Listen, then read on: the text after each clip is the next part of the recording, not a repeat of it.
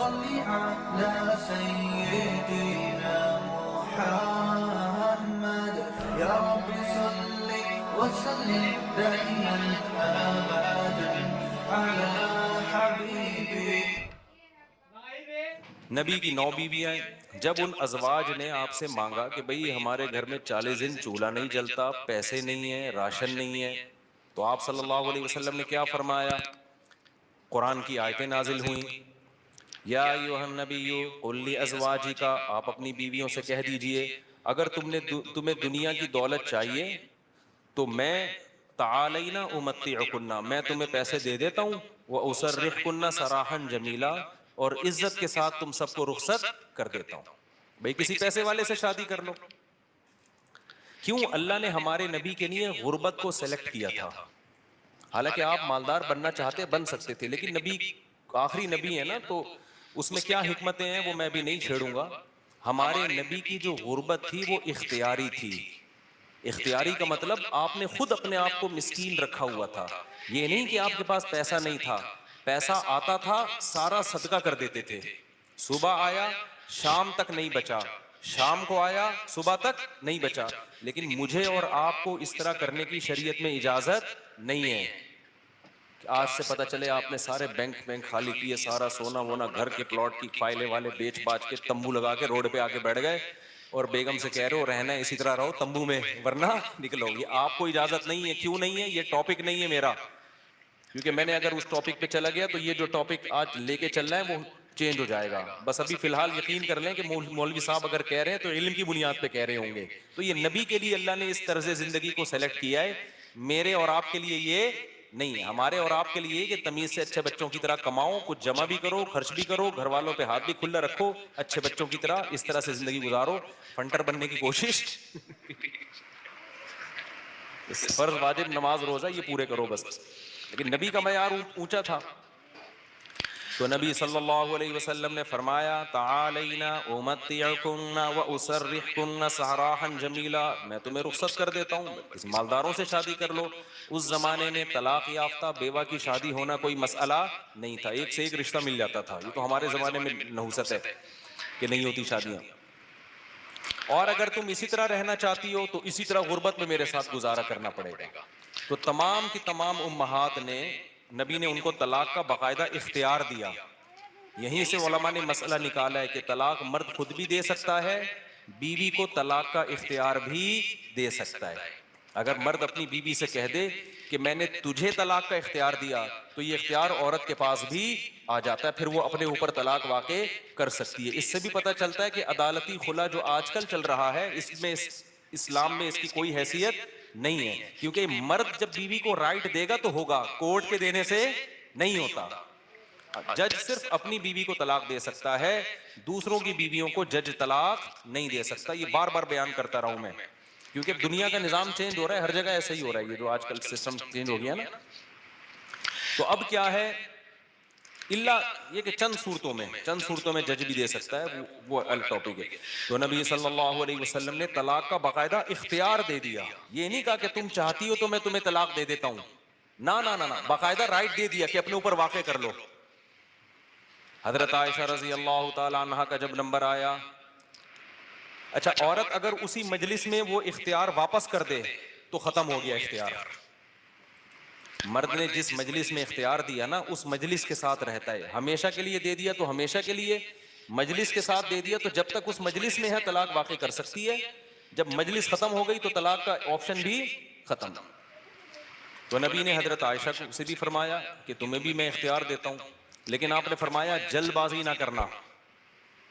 کیا مطلب؟ جلدی میں یہ نہیں کہہ دینا کہ بھئی مجھے نبی قبول ہیں، ایسا نہ ہو. کم عمر تھی نا حضرت عائشہ، ایسا نہ ہو جلد بازی میں فیصلہ کرو پھر دوبارہ کل فاقے پڑیں پھر بولو بھائی کہ یہ میں نے فیصلہ کیا تھا، غلط کر دیا تھا. اس لیے آپ نے فرمایا اپنے گھر میں پہلے مشورہ کر لو. حضرت عائشہ سے فرمایا اپنے گھر میں جا کے مشورہ کر لو، مشورے کے بعد سوچ سمجھ کے ایک رائے قائم کرو کہ اسی فقر و فاقہ میں 40 دن چولہا نہیں جلے گا، اسی میں گزارا کرنا ہے یا مجھ سے طلاق لے کے کہیں اور شادی کرنی ہے. جلدی میں فیصلہ نہ کرو. حضرت عائشہ کو اتنا غصہ آیا نا نبی کے اس بات پر، فرمایا افیک اشاور، آپ کے بارے میں مشورہ کروں گی میں؟ یعنی پیغمبر کے بارے میں اپنے ابا اماں سے جا کے مشورہ کروں گی کہ رہنا کہ نہیں رہنا؟ مطلب کوئی مشورہ نہیں کرنا، رہنا ہے۔ یہ جو غیر مسلم طنز کرتے ہیں نا کہ پیغمبر نے شادی کی اتنی کم عمر میں، اتنی بڑی عمر میں ایک نو عمر لڑکی سے، تو اس نو عمر لڑکی کو طلاق کا اختیار دیا جا رہا ہے، اور وہ کہہ رہی ہے کہ آپ کے بارے میں نے کسی سے مشورہ نہیں کرنا۔ یہ سوال ہی غلط ہے۔ افیکا اشاور، یہ کیسے ہو سکتا ہے؟ آپ جیسا شوہر مجھے کہاں ملے گا؟ کوئی مشورہ نہیں، آپ کے ساتھ ہی رہنا ہے۔ تو یہ غیر مسلم جو اعتراض کرتے ہیں نا نبی پر، یہ مدعی سست اور گواہ چست، جس کے حق کی بات کر رہے ہیں حضرت عائشہ کی کہ معاذ اللہ ان کے ساتھ ظلم ہو گیا کہ کم عمر میں اتنی بڑی عمر سے شادی کرا دی ان کی۔ اس کم عمر کو تو یہ احساس نہیں ہو رہا، ان کو تو یہ ہو رہا ہے کہ اس سے اچھا رشتہ میرے لیے اس کائنات میں کوئی نہیں ہے۔ ہندو اور عیسائی کو اعتراض ہو رہا ہے کہ بچی پہ کیا ہو گیا؟ ظلم ہو گیا۔ اس کو کہتے ہیں مدعی سست اور گواہ بولو چست۔ جیسے کہ آپ لوگ بالکل بھی چست لگ نہیں رہے ہو مجھے اس وقت تراویح کی وجہ سے۔ تو یہ خود ہمارے پیغمبر کی ایک بہترین سیرت ہے کہ اتنی عمر میں ہو کے ایک کم عمر سے، نو عمر سے نکاح کیا، اور کھلانے پلانے کو بھی کچھ نہیں ہے، اور 8 سوکنے بھی ہیں، پھر بھی وہ کہہ رہی ہیں کہ آپ کے بارے میں مشورہ بھی نہیں کرنا میں نے۔ حالانکہ اب تو زندگی گزار چکی تھی نبی کے ساتھ۔ اگر وہ شروع میں فیصلہ معاذ اللہ غلط ہو گیا تھا شادی کا، تو اب تو ٹائم گزر چکا تھا نا، اب تو آپ کے پاس آپشن تھا بھائی میں نہیں رہتی۔ وہ کہہ رہی ہیں آپ کے بارے میں نے مشورہ بھی نہیں کرنا، اور یہ ناممکن ہے۔ یہ کیسی بات آپ کر رہے ہیں؟ میں آپ کے بارے میں کیسے مشورہ کر سکتی ہوں؟ خدا کی قسم کسی غیر مسلم میں غیرت ہوگی نا، غیرت، بھٹ دھرم اور ضدی نہ ہو، اس بات کو پیغمبر کی نبوت کی دلیل سمجھ کے محمد صلی اللہ علیہ وسلم پر ایمان لے کر آئے گا کہ آپ جیسی پاکیزہ سیرت اور آپ جیسے کامیاب شوہر اس کائنات میں گزرے نہیں ہیں۔ آج کوئی 50 سال کا 9 سال کی سے کر کے دکھائے، چند دن گزارے اور کھلانے کو روٹی بھی نہ ہو، اچھی بھلا جو بیوی ہوگی نا وہ مارکیٹ سے کیا ہو جائے گی؟ شارٹ ہو جائے گی۔ بلکہ آج جو مارکیٹ سے شارٹ ہو رہی ہیں بیویاں، وہ والی ہو رہی ہیں جو جوڑ کی شادیاں ہیں، جو ظاہری اعتبار سے بھی جوڑ کی شادیاں۔ 25 سال کے لڑکے کی 24 سال کی لڑکی سے شادی ہو رہی ہے، 25 سال کا یہ پی ایچ ڈی بھی ہے، پروفیسر بھی ہے، اور کروڑ روپے کما بھی رہا ہے، اور بیگم غریب بھی ہے۔ پھر بھی جس دن مارکیٹ سے آٹا شارٹ ہوا، بیگم اسی دن مارکیٹ سے شارٹ ہو گئی۔ آٹا شارٹ ہونے کی فکر اتنی نہیں ہوتی جتنی اس کو بیگم کے شارٹ ہونے کی۔ ہمارے پاس تو کیسز آ رہے ہیں نا، کورٹ میں بھی آ رہے ہیں، ذرا سا بے روزگار ہوا بیگم شارٹ۔ وہ کہتی تیرے میں ہے کیا جو میں تجھ سے تیرے ساتھ رہوں؟ ایک آٹا دے رہا تھا وہ بھی نہیں ہے بھائی۔ یہ محمد صلی اللہ علیہ وسلم کے بہترین شوہر ہونے کی دلیل۔ میدان جنگ میں آپ سے بہترین کمانڈر کوئی نہیں، سیاست میں آپ سے بہترین سیاست کسی کے پاس نہیں، گھر میں آپ سے بہترین شوہر کوئی نہیں۔ ایک ہی وقت میں تمام بہترین صفات اللہ نے اکیلے محمد صلی اللہ علیہ وسلم میں جمع کر دی، جبکہ اسباب اور وسائل بالکل بھی نہیں ہیں۔ اسباب اور وسائل تو پیسے کو بولتے ہیں نا، وہ بالکل بھی نہیں ہے۔ اب میں وہ اس واقعے کی طرف آتا ہوں۔ اب مجھے بتاؤ، ہاں تو میں آپ سے یہ کہہ رہا تھا کہ بیگم صاحبہ کو خوب اچھا کھلائیں، جو خود پہنے اس کو پہنائیں، جو خود کھائیں اس کو کھلائیں، لیکن قدرت کی طرف سے اگر غربت آ گئی ہے بھائی تو پھر ٹینشن لینے کا نہیں ہے۔ پھر بیگم اگر کہتی ہے نہیں رہنا، کوئی بات نہیں بیگم، میں تو یہی کچھ کھلا پلا سکتا ہوں، رہنا ہے رہو، نہیں تو پتلی گلی سے نکلو، ہم کسی اور سے شادی کر لیں گے۔ ایک دم سے نہ نکال دو، پہلے مجھ سے مشورہ لے لینا۔ بعض دفعہ خواتین غصے میں بھی کہہ رہی ہوتی ہیں مجھے چھوڑ دو، ایک دم وہ غصے میں کہہ رہی ہوتی ہیں، 4 دن کے بعد ان کا موڈ بدل جاتا ہے۔ خود سے کچھ نہ کرو، مشورہ لے لیا کرو۔ میرا تو مقصد صرف یہ بتانے کا ہے کہ ٹینشن لینے کا نہیں ہے۔ ایک تو بے روزگاری کی ٹینشن، اوپر سے ایک اور ٹینشن اپنے اوپر مسلط کرو تو پاگل ہو جاؤ گے۔ ٹینشن نہیں، ٹینشن صرف ایک چیز کی لینی ہے بھائی، وہ جو حدیث میں آتا ہے من کانت الآخرۃ ہمہ، جس نے آخرت کو اپنی ٹینشن بنا لیا تو اللہ اس کی تمام ٹینشنوں کو ختم کر دیتے ہیں، اس کی فکریں سمیٹ دیتے ہیں۔ ہماری ٹینشن بس یہ کہ آخرت میں بخشش ہو جائے، نہ بیگم ٹینشن ہے ہماری، نہ بچے ہماری ٹینشن ہے، نہ کوئی اور ہماری ٹینشن ہے، نہ گورنمنٹ ہماری ٹینشن۔ میری ٹینشن یہ ہے کہ مجھ سے قیامت کے دن سوال ہوگا، میں اس سوال میں پورا اترتا ہوں یا نہیں۔ اب آٹا مہنگا ہونے کی ٹینشن ہم کیوں نہیں لے رہے کہ ہماری وجہ سے نہیں ہوا، میری وجہ سے ہوا ہوگا نا تو میں ٹینشن لیتا کہ آخرت میں چترول کس کے لگیں گے، میری وجہ سے تھوڑی ہوا ہے۔ اب اگر ہمارے پاس مسائل ہیں تو مہنگا آٹا خریدیں گے، وسائل نہیں ہے تو بیگم کو بولیں گے پاپے چائے میں ڈبو کے، پاپے بھی آٹے کے بنتے ہیں۔ آہستہ آہستہ، اللہ نہ کرے ہمیں وہ حالات نہ آئیں، ابھی تو اللہ کھلا پلا رہا ہے، لیکن اگر اللہ نہ کرے خدا نہ خواستہ ایسے حالات آئیں تو وہی گزارا کرو، 2-3 کھجوریں کھا لیا کرو صبح شام، مرتا نہیں ہے بھوک سے اتنی جلدی انسان۔ اور جب آپ بھوکے رہو گے نا ایک دم کولیسٹرول کم ہوگا، جوان ہو جاؤ گے، میں آپ کو بتاؤں۔ ابھی تو ڈاکٹر کہہ رہے ہیں کہ بھوکا رہنے سے بہتر کوئی جوان ہونے کا نسخہ نہیں ہے، تو ڈاکٹر بھی اس طرف آ گئے، اگرچہ کھا دبا کے رہے ہیں، وہ بھی مشورے اس طرح کے دے رہے ہیں۔ تو خیر، اب دیکھو حضرت ابو سعید خدری رضی اللہ تعالی عنہ نبی کے پاس آئے، سارا گھر لٹا دیا۔ ایسے موقع پہ جب کوئی آئے گا تو اس کو کیا مشورہ دیا جائے گا؟ بھائی سب سے زیادہ ان کو راشن دیا جائے، تسلیاں دی جائیں۔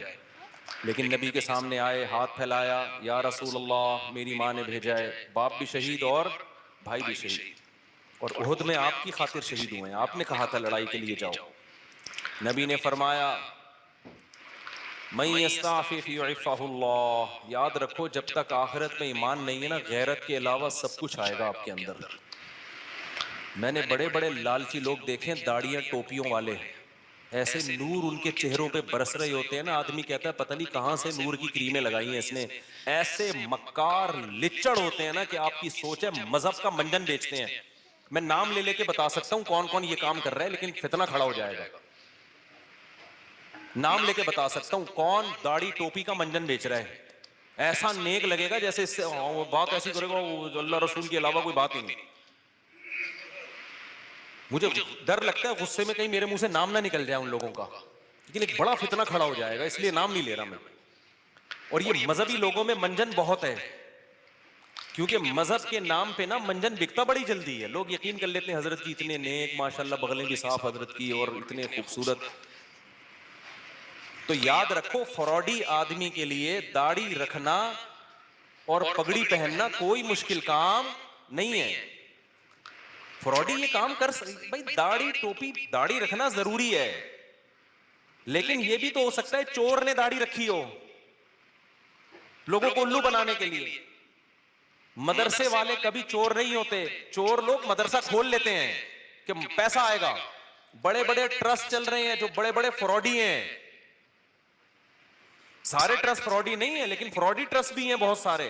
مجھے خود ایک وکیل نے بتایا کہ جب کسی آدمی کو کروڑ پتی بننا ہوتا ہے نا اور گاڑیاں منگوانی ہوتی ہیں کسٹم پے کیے بغیر، تو وہ ٹرسٹ کھول لیتا ہے۔ اس نے مجھے بتایا کتنے لوگوں نے ٹرسٹ کھولے ہوئے ہیں پاکستان میں، دبا کے نوٹ چھاپ رہے ہیں۔ یہ دھندے پاکستان میں سب سے زیادہ ہوتے ہیں، دنیا میں اتنے زیادہ بولو نہیں ہوتے، لیکن ہماری قوم اندھی ہے خدا کی قسم۔ غصہ آ رہا ہے مجھے، اور رمضان میں تو طبیعت سے چورن دکھتا ہے، اٹھا اٹھا کے پھینک رہے ہیں پیسے، یہ لے یہ لے یہ لے۔ ابے دیکھ نہیں رہے یار یہ کیا کر رہا ہے، یہ اتنا اندھا اعتماد تمہیں اللہ نے ایک پیسے کی نعمت دی، اس کو برباد تو نہ کرو نا تم۔ ایک اور کام رمضان میں ذہن میں رکھو، موضوع سے ہٹ رہا ہوں فوراً آ رہا ہوں پھر اس طرف۔ ایک اور کام، کیونکہ رمضان میں منجن زیادہ بکتا ہے۔ دیکھو دینی مدرسوں کا جتنا میں قائل ہوں نا آپ نہیں قائل۔ میں اگر یہاں بیٹھا ہوں تو مدرسوں کی وجہ سے بیٹھا ہوں، اللہ مجھ سے جو ٹوٹا پھوٹا دین کا کام لے رہا ہے، لیکن مدرسے میں چندہ دینے سے پہلے سوچو یہ قابل اعتماد مدرسہ ہے یا نہیں۔ بہت دفعہ ایسا ہوتا ہے کہ آپ کو میں پیسہ کمانے کا طریقہ بتا رہا ہوں، غلط طریقہ۔ آپ اگر بے روزگار ہے نا، پاکستان میں بے روزگاری ایک بہت بڑا مسئلہ ہے، لیکن یہ مسئلہ میں آپ کا 2 منٹ میں کیا کر رہا ہوں، ختم کر۔ جہنم میں تو جاؤ گے لیکن مسئلہ بے روزگاری کا ختم ہو جائے گا۔ آپ نے کیا کرنا ہے، آپ نے ایک زمین خریدیں، وہ بھی چندے کے پیسوں سے، ٹھیک ہے نا، کہ بتائیں میں ایک مدرسہ کھولنا چاہتا ہوں۔ اس سے پہلے آپ کو داڑھی رکھیں، آپ داڑھی، کیونکہ لوگ پھر اس پہ زیادہ اعتماد دیتے، اور پگڑی باندھیں۔ مولانا طارق جمیل صاحب کے ساتھ 6 سیلفیاں، مفتی طارق مسعود صاحب کے ساتھ 7 سیلفیاں، مفتی صاحب کے پاؤں دبائیں، میرے پاؤں دبائیں، سر میں مالش کر کے چپکے سے ویڈیو بنائیں کہ دیکھو میں مفتی صاحب کی خدمت کر رہا ہوں، میں گلے مل رہا ہوں، ویڈیو بنائیں۔ مولانا طارق جمیل صاحب کو ہدیہ دیتے ہوئے ویڈیو بنائیں، ٹھیک ہے۔ ایک بیان ان سے اپنے حق میں کروا لیں گے، بہت اچھا ہے، آدمی بیان تو کر ہی دیتا ہے نا، میرے پاس بھی کوئی آئے گا اچھا ہی لگ رہا ہے بھائی، اچھا ہے ماشاءاللہ۔ چند چیزیں اس طرح، ڈاکٹر ذاکر نائک سے ملاقات ہو جائے تو سبحان اللہ، ایک آدھ سیلفی وہاں سے لے لی آپ نے۔ اور پھر آپ نے کیا کیا ہے، ایک دو دفعہ غریب کو گلے ملتے ہوئے رو لیں، پیاز کاٹ کے جائیں، آنسو پہلے نکلیں گے، ایک دم رو کے ایک تصویر بنا لیں، غریب کو مل کے رو رہے ہیں. بہترین، خدا کی قسم ایسا طریقہ ہے نا، تم نوٹ تمہارے پاس نا رکھنے کی فرصت نہیں ہوگی، یار کدھر رکھوں، تھیلے بھر گئے سارے. اس کے بعد آپ نے کیا کرنا ہے، آپ نے اناؤنس کرنا ہے میں ایک مدرسہ بنا رہا ہوں، یتیم خانہ کھول رہا ہوں. آپ نے چار دیواری کھڑی کی، اس میں 4-6 یتیم بچے، آپ جائیں وہاں سے کچھ بچے ادھار لیں. ادھار کا مطلب کوئی اپنے بچے دیتا تھوڑی ہے، ان کو بولیں کہ ہم کچھ دن ان کو کھلائیں گے پلائیں گے، تو مائیں دے دیتی ہیں، چلو یار کچھ دن کیا، وہ قرآن بھی پڑھائیں گے، تو قرآن پڑھ رہے اس بہانے. یہ آپ کو پتا ہے، اللہ کو پتا ہے. وہ 4-6 یتیم بچے جو شکل سے بھی یتیم لگ رہے ہوں، اور اگر یتیم نہ بھی ہوں تو وہ بچے جو لگ رہے ہوں یتیم شکل سے، بعض یتیم ہوتے نہیں ہیں، لگتے